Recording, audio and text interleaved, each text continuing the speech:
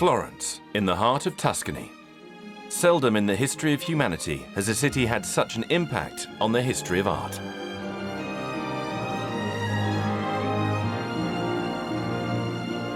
This is where the Renaissance began. In the 15th century, Florence was a wealthy and influential city.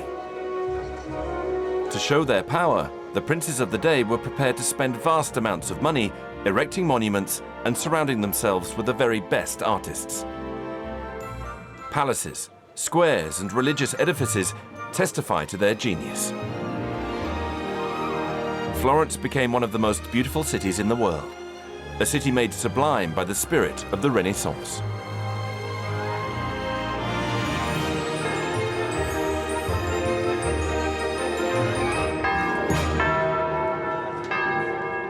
Our journey begins here in the Santa Croce district, where one of the city's most famous basilicas stands. Santa Croce is one of the symbols of Florentine art.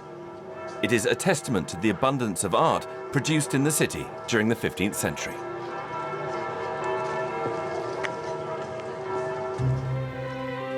Over time, the basilica has become a pantheon of Florence's great figures in the fields of art and science.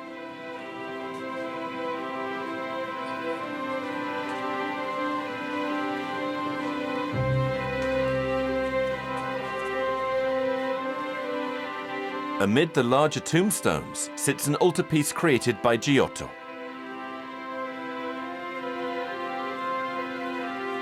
Donatello's Annunciation can also be found here.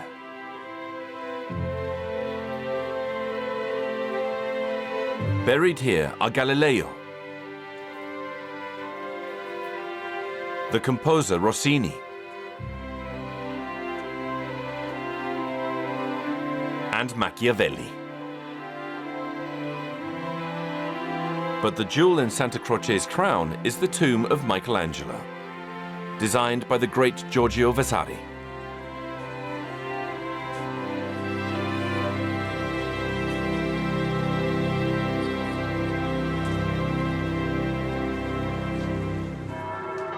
Florence owes its standing as the ultimate expression of artistic genius to one family, the Medici.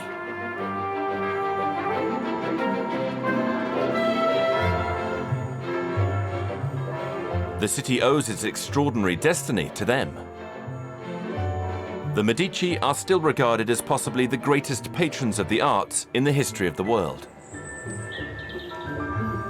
To understand the history of the Medici family in Florence, a visit to the Palazzo Medici Riccardi is an absolute must.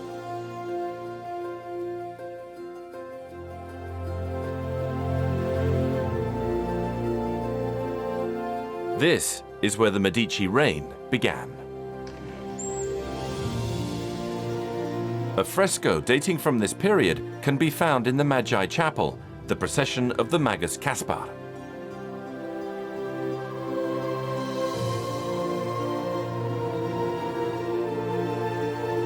This fresco demonstrates the power of the Medici, who dominated the city for more than 300 years.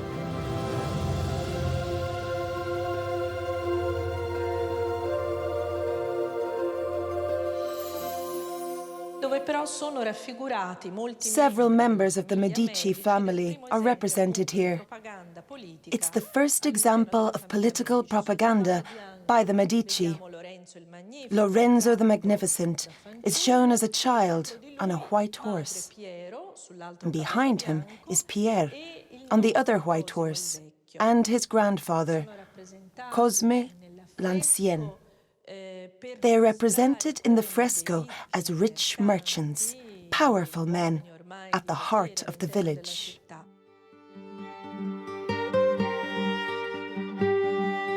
The Medici were among the first to grasp the importance of the arts in the quest for power.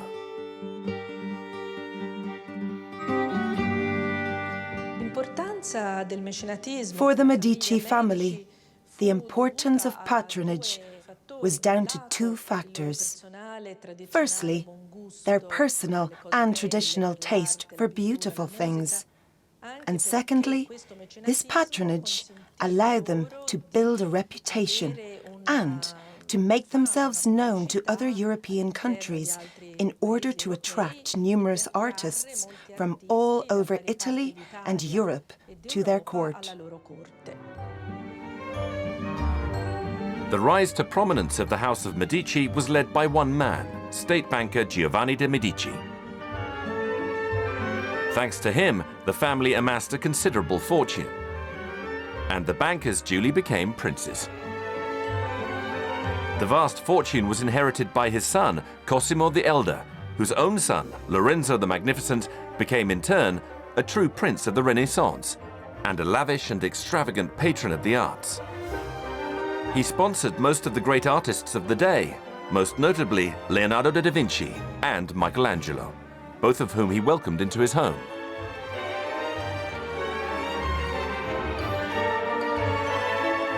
For more than 300 years, the Medici occupied all the major strategic positions in Italian society. As statesmen, businessmen, and popes, dealing in power and intrigue, and placing their wealth in the service of the arts and sciences. They initiated one of the most important cultural and artistic movements in Western Europe, the Renaissance. The creation of the gates of the San Giovanni Baptistery is considered to be one of the founding acts of the Renaissance in Florence. In 1401, a competition was organized to decide who to entrust with the construction. It was the first public artistic competition of modern times. The winner was an unknown sculptor named Lorenzo Ghiberti. He worked for more than 25 years to complete this absolute masterpiece of bronze. Astounded by their beauty, Michelangelo dubbed the doors the Gates of Paradise.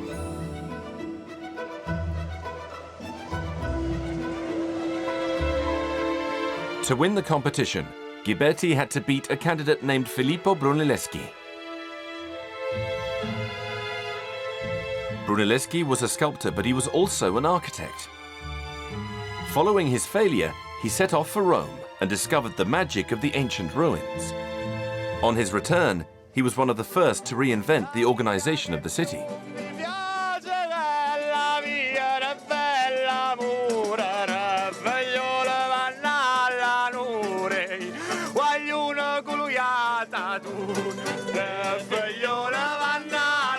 It is due to him that we have this square, the Piazza della Santissima Annunziata. On this square, Brunelleschi built the Ospedale degli Innocenti, or Foundling Hospital. It was Europe's first orphanage. Brunelleschi's idea to integrate a hospital in the middle of a square was extremely innovative at the time.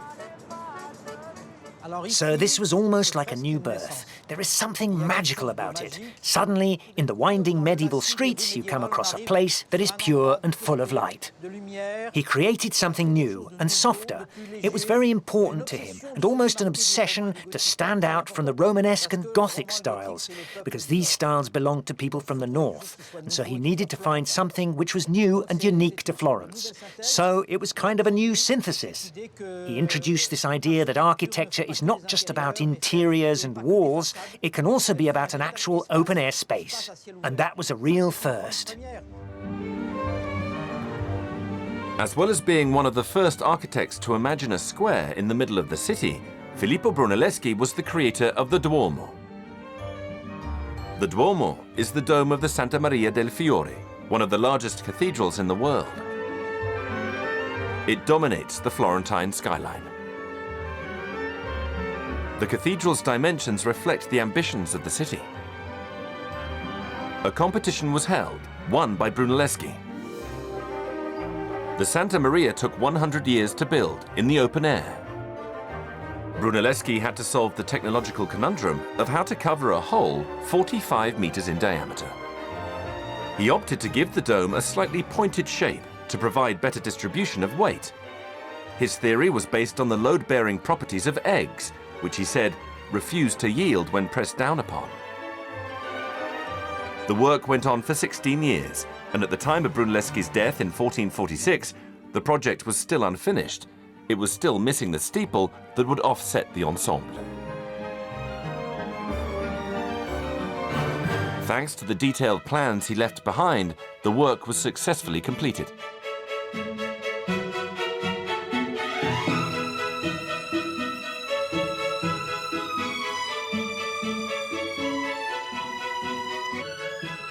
While the baptistry doors and the Duomo brought fame to Ghiberti and Brunelleschi, Florence also nurtured the genius of Botticelli, Leonardo da Vinci, and Donatello. With the commissions being handed out by wealthy families, craftsmen evolved into fully fledged artists.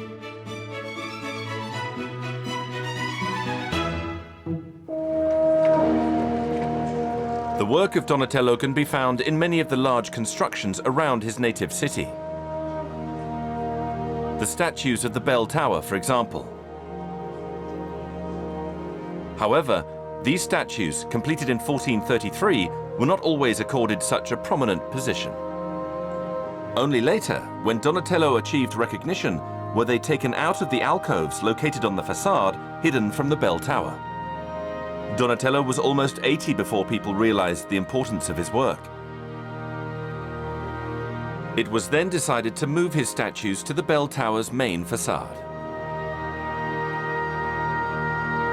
This remarkable homage to the master Donatello is the most concrete demonstration of the importance of their artists and to art in general by the people of Florence.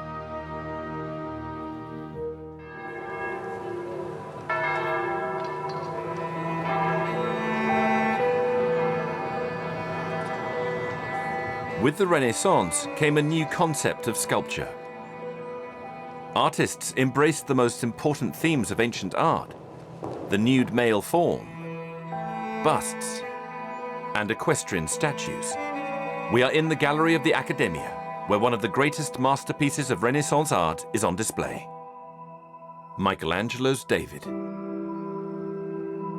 First noticed when he was 15, the young Michelangelo was hired by Lorenzo the Magnificent. He then discovered the sublime Medici collection of ancient statues. His in-depth study of them, plus his special talent, led him to produce this monumental statue. It is 4.8 meters high. David is one of Michelangelo's major works. He was 30 years old when he completed it. He spent 3 years of his life sculpting a single block of marble. David versus Goliath has long been an emblem of the city of Florence. And despite the sensuality that radiates from the figure, Michelangelo imbued him with considerable strength. Look at this hand. It seems disproportionate in comparison with the rest of the body.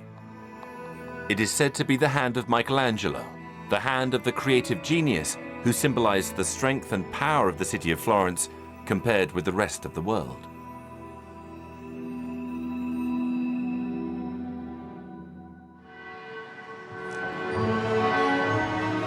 During the Renaissance, any aristocratic family worth its salt had to have a palace like the Medicis. The palaces are like fortresses in appearance. They were not designed to reflect the glory of their inhabitants, but rather to promote the stability of the family.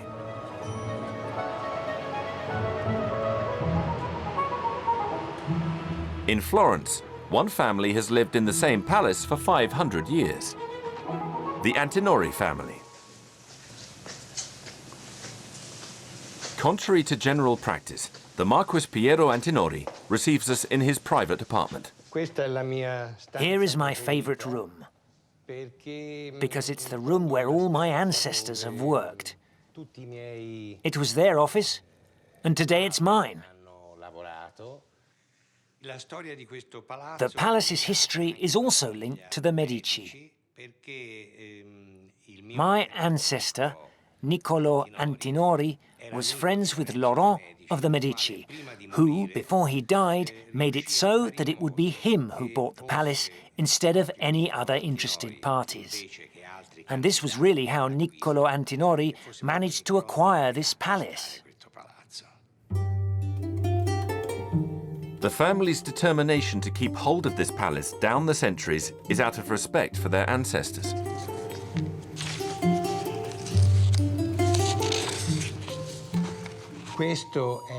This is a very important document for us. It has great value because It is the will and testament of Niccolò di Tommaso Antinori, in which he outlines his desire to see future generations keeping the palace united and never letting it be divided. So, it has always been handed down to the family's eldest son in each generation. This is how we have been able to preserve it, even to this day, in perfect condition, just how it was originally. The Marquis Antinori is today the head of a wine empire created in 1385, an empire he oversees with his 3 daughters. It's been a very good year. I've taken some home for myself. And what's more, I think it's going to age well.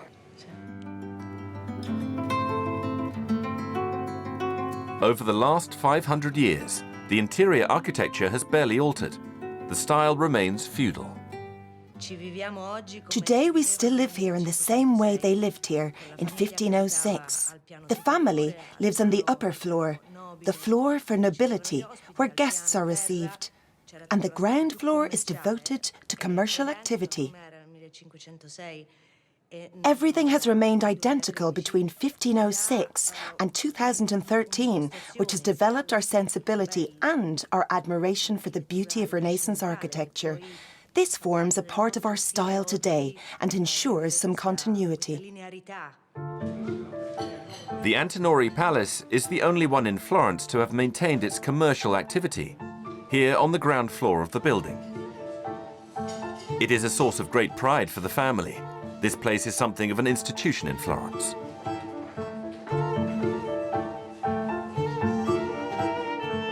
During the Renaissance, clients were sold wine through this small hatch.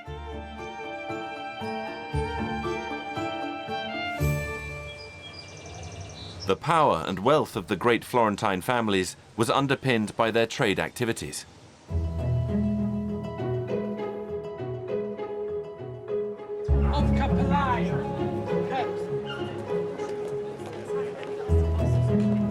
A stroll through the Oltrarno district provides a glimpse of the city's ancient professions and traditions.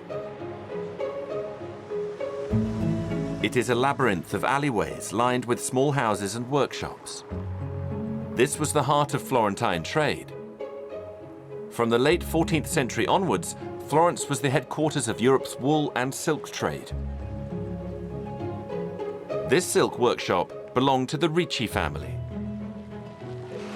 It is the only one in the world that still operates just as it did 250 years ago.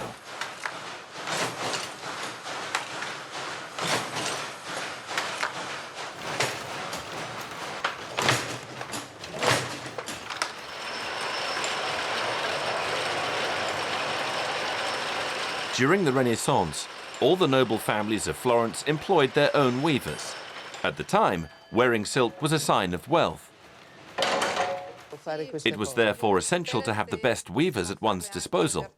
Likewise, the best sculptors and painters. This one is one of the fabrics which were really important and very precious during the Renaissance for the nobles and the very rich families.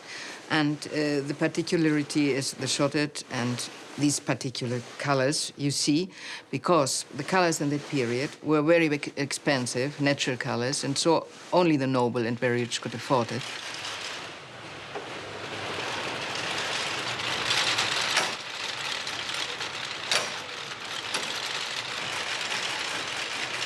In a corner of the workshop stands a unique machine, the only one of its kind in the world.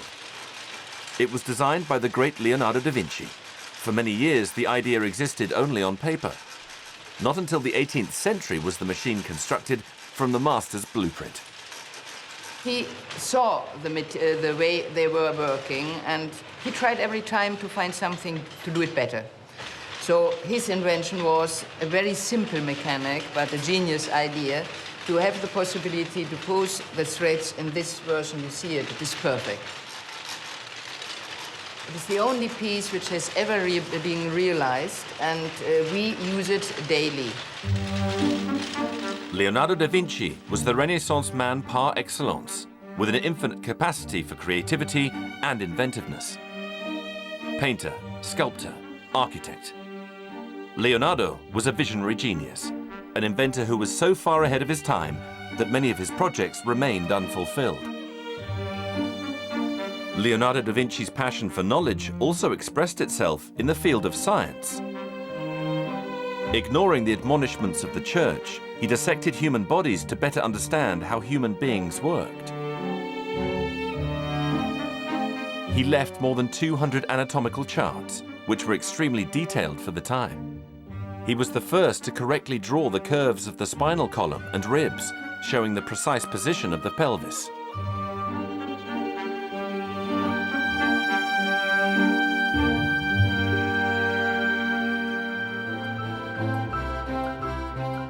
The Medici legacy in Florence affected every artistic field: painting, sculpture, architecture. Their extraordinary patronage allowed the city of Florence to write itself into the history of art forever. The Renaissance also heralded a revolution in lifestyles. This was a period in which the art of the perfumer came to prominence. The Officina di Santa Maria Novella was set up by the Dominican friars. Their reputation of the products soon spread beyond the convent's perimeter wall, and in 1612, the pharmacy opened its doors to the public under the patronage of the Medici family.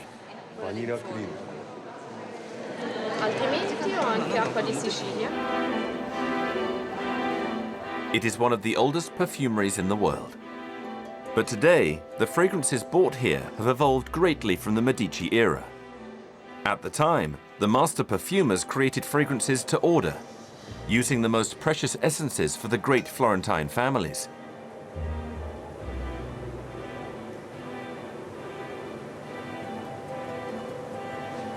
Sileno Caloni is a master perfumer. During the Renaissance, for the first time in history, perfume became a way to communicate with others.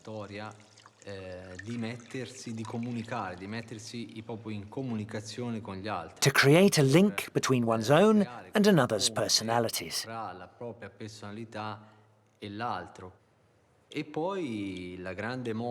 And it was very in fashion during the Renaissance to perfume gloves. And why gloves?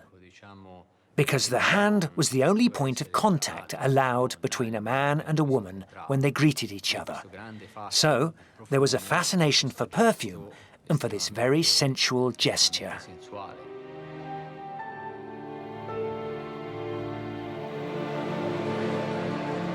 Back at the Piazza della Signoria, the Palazzo Vecchio was for a long time the Medici seat of power. Today, it is Florence's town hall.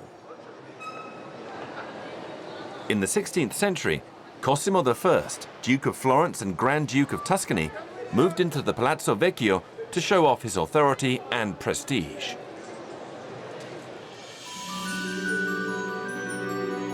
When Cosimo I decided to restructure the interior, he first thought of entrusting all the work to Michelangelo or Leonardo da Vinci.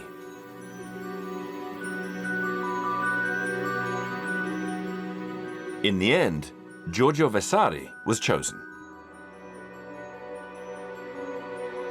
From then on, the name of Vasari would be inextricably linked to the splendor of the Medici and to their desire to conquer. Giorgio Vasari is best known as the creator of one of the most astonishing buildings in Florence, the Vasari Corridor. It links up two palaces, the Palazzo Vecchio, located in the middle of the city, and the Palazzo Pitti, situated on the other side of the river Arno. Imagine a passage, which is in fact a richly adorned hall, more than a kilometer long, running alongside, then spanning the Arno, snaking its way above the alleyways of Florence, cutting a sway through the city's palaces.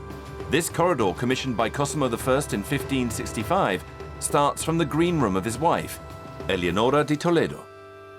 In an era when assassinations were not uncommon, he wanted to cross Florence incognito and in safety to access the new Medici residence, the Palazzo Pitti.